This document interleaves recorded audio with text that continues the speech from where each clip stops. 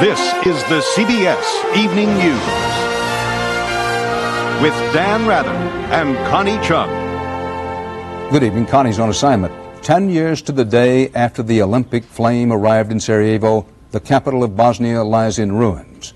But tonight, the U.S. and its allies seem close to possible agreement on military action to break the savage Serbian siege. Still, they've been close before, and each time they've ended up backing down and backing away.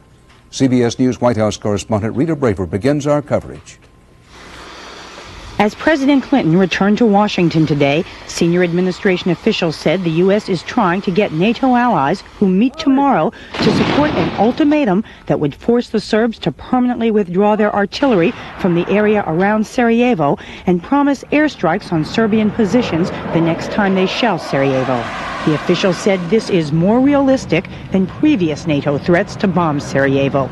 In addition, President Clinton's national security team has held hours of meetings this week and concluded it's time for the U.S. to abandon the hands-off diplomatic role and take a more active part in promoting a permanent settlement in Bosnia.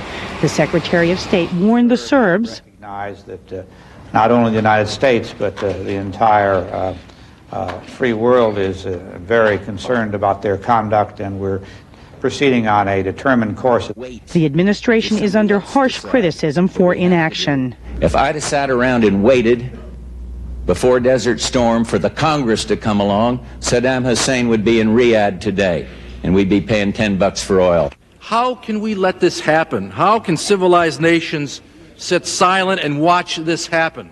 But the White House is well aware that many in Congress and around the nation are worried about getting involved in Bosnia in a long-term military operation that could risk American lives. But to be told we're going to go in and bomb without knowing what is the next step and what do we do if the Serbs aren't impressed, I think is very foolish. Many in Congress say the administration has failed to define its real objectives in Bosnia. And tonight, 51 senators, both Republicans and Democrats, have sent a letter calling on President Clinton to lift the arms embargo against the Bosnian Muslims. Rita Braver, CBS News at the White House. This is David Martin at the Pentagon. Would airstrikes force an end to a human tragedy, or would they trigger a military debacle for the U.S. and its allies? To begin with, there are doubts NATO's warplanes could knock out the Serbian guns killing civilians in Sarajevo. What can you achieve by successive airstrikes? Just artillery and mortars. All of us doubt that will succeed. I do not believe you can accomplish that with air power alone. Artillery can be moved about and hidden. Hitting mobile targets will be a lot harder in the wooden hills of Bosnia than it was in the wide-open deserts of Iraq. We have the kind of capability in that weather and that topography and that demography to effectively carry out the kind of precision airstrikes that we were able to in Desert Storm. Most people tell me that's not the case. Even if airstrikes succeeded in destroying the guns, the Serbs might retaliate against UN troops on the ground. If those lightly armed troops came under fire, they would have to call in airstrikes to defend themselves. Another step deeper into the war. If we start bombing those gun emplacements and it doesn't work, doesn't deter, then where do we go from here? In a way, airstrikes represent as great a threat to NATO as they do the Serbs. If the U.S. and its allies do not bomb after all their threats, they risk losing their credibility. If they do bomb, they risk heading down a slippery slope into a war they have done their level best to stay out of. David Martin, CBS News, the Pentagon. The U.S. and its allies are also expected to press this week for new sanctions against Haiti, where a dictatorial military government is holding out against the restoration of democracy. Meanwhile, Haitian refugees are still risking their lives to get to the United States. 60 were arrested early today after they swam ashore in Florida. 4 others, including 2 children, drowned in the attempt. Hard to believe, but winter is only half over, and we have the weather tonight to prove it. Do we ever? Frustrating, dangerous weather causing traffic accidents coast to coast. Correspondent Jacqueline Adams reports on the winter of '94, Icequake, Part 2. Yet again, a sharp Canadian cold front blanketed most of the nation with snow, rain, ice, and bitter cold temperatures. Weary commuters are now praying for relief. I'm so sick of it. Let it end. In the east, today's storm hit during the morning rush hour. Blinding snow turned a 45-minute commute from New Jersey to New York City into a 3-hour ordeal. In Alexandria, Minnesota, however, the commute turned deadly. At least 6 people died and more than 40 were injured when a van, a bus, and a snowplow collided on Interstate 94. Snow and ice caused pileups in Tulsa and Des Moines, and motorists were warned about slippery conditions from Missouri to Ohio to Pennsylvania. Don't complain to the folks in Mandan, North Dakota. 15-foot snow drifts there have forced many homeowners to tunnel their way out. Once you get to the top, it's, when you're up here, it's just sailing right to the door. Flagstaff, Arizona, Sunbelt children are marveling at a 15-inch snowfall. I'm sick of winter. I know I'll be glad when summer comes. No matter, forecasters are warning that the worst is far from over. Over the central portion of the United States, the current 90-day forecast is for below normal temperatures. But the spring-thaw will inevitably bring its own problems. Residents in Madison, South Dakota are deliberately trying to melt their frozen creek now, trying to prevent a repeat of last summer's costly flood. Jacqueline Adams, CBS News, New York. In California, it's been one disaster after another. First the wildfires, then the earthquakes, and now the mudslides, the dreaded mudslides. A rainstorm touched off avalanches of mud in southern California, burying cars and plowing right through homes. Correspondent Sandra Hughes has the story of Malibu mud. The winter storm brought heavy rains, mudslides, and tornado-like winds. Hillsides burned bare by last fall's wildfires were stripped of their topsoil, sending a wall of mud into parts of Malibu. Residents and their cars were trapped. Everything's been, the furniture's been rearranged, all the couches have been pushed out onto the deck. Work crews scraped off almost a mile of mud that carpeted the Pacific Coast Highway. Even after the cleanup, several feet of mud and debris blocked the entrances into these oceanfront homes. Getting back into those homes wasn't easy. This man had to be rescued by photographers. Those who couldn't walk in climbed. Others tried to shovel their way in. They had the natural disaster, and when the earthquakes came, I said, okay, there's no way anything else can happen. Now this. While some residents face a major cleanup, others will have to completely rebuild. It's worth it living here. You know, of course it's dangerous, but more people are dying in the east of freezing to death and things. At least no one got hurt so far. Meantime, sandbags and bales of hay are likely to become part of the landscape. This is only the beginning of California's rainy season. Sandra Hughes, CBS News, Malibu. Still to come on tonight's CBS Evening News, a growing mystery. Why cancer rates are booming for healthy lifestyle baby boomers. And Eye on America. Tonight, absentee fathers. Who's to blame and what, if anything, can be done about it?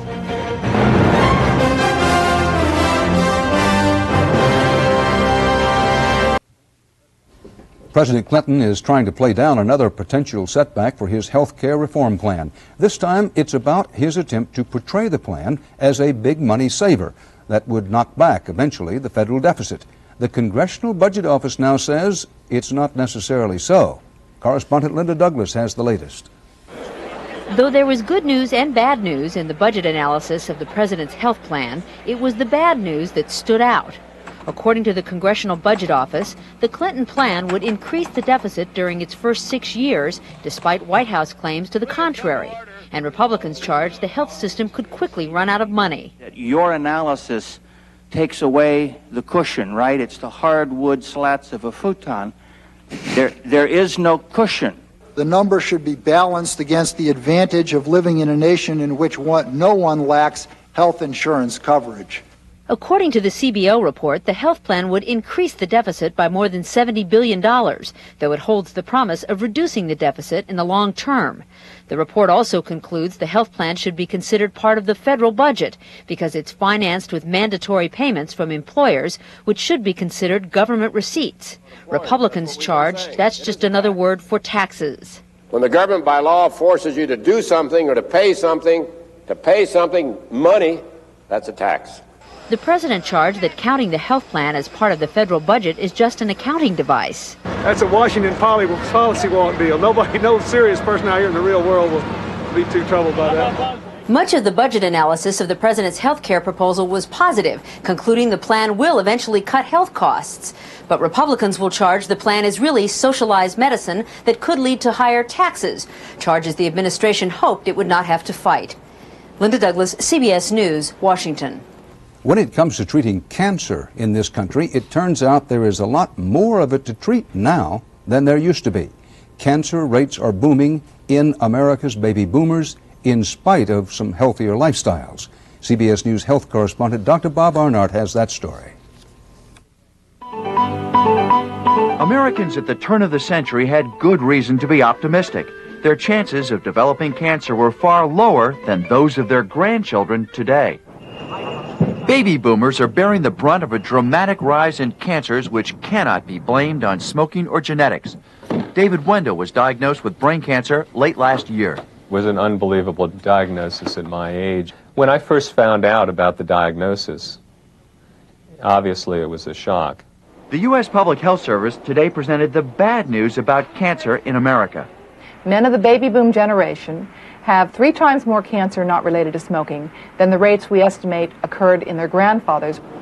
National Cancer Institute figures show that just since 1973, new cases of 8 major cancers have continued to rise. Among them, malignant melanoma, prostate, lung, kidney, breast, and brain cancer. We're dealing with a major epidemic. It's due to exposures to industrial and other chemicals in our air, in our water, in our food, and the workplace. Hardest hit is the farm worker, who is exposed to more environmental toxins than most other Americans. Even the best high-tech cancer treatments can't keep up with the alarming rise in new cancers. Yet if just 20% of them could be prevented, each year over 200,000 Americans would be spared the emotional turmoil and pain that comes with a diagnosis of cancer. Dr. Bob Arnott, CBS News, New York. CBS News has filed an appeal with U.S. Supreme Court Justice Harry Blackmun, trying to ensure that the public gets to see what CBS News considers to be some important videotape on tomorrow night's edition of 48 Hours. At issue, a South Dakota State Supreme Court ruling today, backing up the ruling of a local judge, forbidding CBS News from showing the tape taken at a plant owned by a company calling itself Federal Beef Processors Incorporated. It is part of a CBS News investigation of the safety of the food supply in this country. Operators of the Federal Beef Processors plant say that showing the video would reveal trade secrets. In denying that, CBS News President Eric Ober said the South Dakota court ban violates the constitutional rights of a free press and your right to know. Straight ahead on tonight's CBS Evening News, details on tough new questions Tonya Harding will be forced to answer if she hopes to compete. For Oregon's Tonya Harding, it turns out tonight her legal hassles may be far from over whether or not she gets to skate at the Olympics in Norway this month. CBS News correspondent John Blackstone reports why.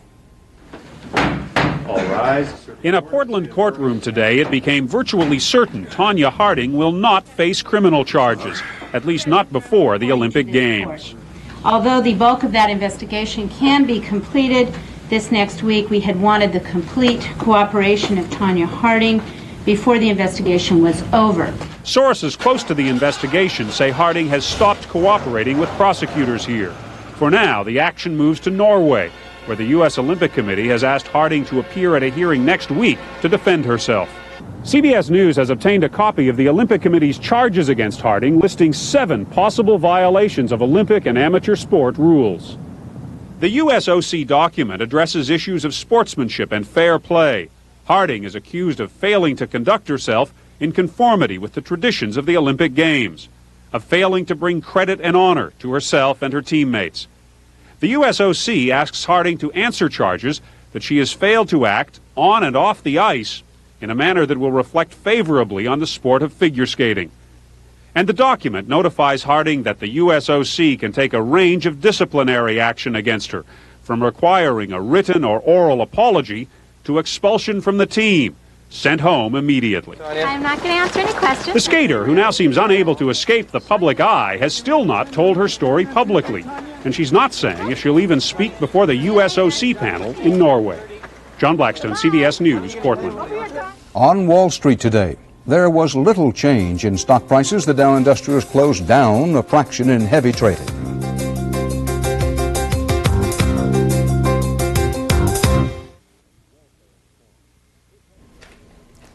Welfare reform. It helped get President Clinton elected in '92 and will get other candidates elected in the months ahead. But why? Here's an example. American taxpayers are spending billions of dollars to support children they don't even know. In many cases, they are children created by fathers they don't even know. Bob McNamara investigates unwed fatherhood in tonight's Eye on America. They are there every day, outside Chicago's big housing projects. Shadowy figures who gather on street corners and stand in doorways, hang out near the playground, and sometimes push baby strollers. They are unwed fathers, the flip side of an unsettling American dilemma. That's the way it is. And the children don't seem to really know that there is another way. As far as raising kids, I could really use the help. You know, being on public aid, it's frustrating. Nearly all the legal residents of Chicago's public housing system are unmarried mothers and their children. It's almost as though nobody really cares now. My oldest son has never seen his father. When a baby is produced, most of them leave. Some fathers don't go far, staying on in the projects illegally, living with women, fathering children. He's the father of two of them. These parents say they have to live apart because of public housing rules. It's like they're being your mother and father, telling you can't do this and you can't do that. You have to be married. Your girlfriend can't spend the night. Well, if they found out that you had someone living with you, they probably could charge you back rent. It just keeps everybody separated and people don't know what to do. It is not just a matter of economics that keeps poor men and women from marrying. Many of the women who live here say they're better off without a man in their lives. Go to bed. Letitia Lehman is 27, a single mother of 3. They all have different fathers. I feel that even if I was married, the burden would fall on me. The men in her life have not been dependable. This is my oldest son's father. I have only one picture of his father. He wants to know who his dad is. What is he like? Do I look like him? Okay, stay in here till you're done. She struggles too with the daily demands of raising her children alone. I think if you look out my window right now, you'll see there's gang members out there, there's drug dealers standing out there. For me, it's too late not to get pregnant. I mean, because I already have the children, and they're here. We've got to find a way to not let the children suffer. We didn't set standards. We didn't hold people accountable for their actions, and we should have. And now we're 30 years later trying to figure out how do we undo that. Chicago Housing Director Vincent Lane has harsh words for some fathers. There are a lot of men out there who believe it's not their responsibility to take care of the children. It is only their responsibility to bring them into the world. There is also a warning for mothers. They have to know there's no free lunch. That's where I think we've got to go. Should it be that way? No, it shouldn't be that way. But we're in an extreme set of circumstances here. It is a system that started with the best intentions and has become, for many, a prison, where people can see a better life but can't become part of it, and their children too often learn how to give up rather than how to get out. In Chicago, Bob McNamara for Eye on America. The public outcry over out-of-wedlock births is growing louder. We'll look at the baby boom and the backlash in tomorrow's Eye on America. Coming up next on the CBS Evening News tonight, a possible Oscar preview. We'll look at the roots of a man of many roles. Our final story tonight has to do with age, alcoholism, and the Oscars. Nominations are due out tomorrow for Hollywood's 66th Annual Academy Awards, and one of the likely nominees for Best Actor won the Oscar 2 years ago. He now has 2 chances to win this year. Correspondent Barry Peterson reports on a Hollywood favorite, Sir Anthony Hopkins. Well, she writes as if she knows me somehow. We all know Anthony Hopkins, and he's loving it. Yes, it's wonderful. It's terrific. I'm in my 50s now, and I've been given the second go on the merry-go-round. It isn't will he be nominated, but for what role? the butler in Remains of the Day, trapped by duty. Why, Mr. Stevens? Why do you always have to hide what you feel? I thank you for your advice, Miss Kenton. Now, perhaps you will allow me to go about my business. Or in Shadowlands, an English writer surrendering heart and soul to an American poet.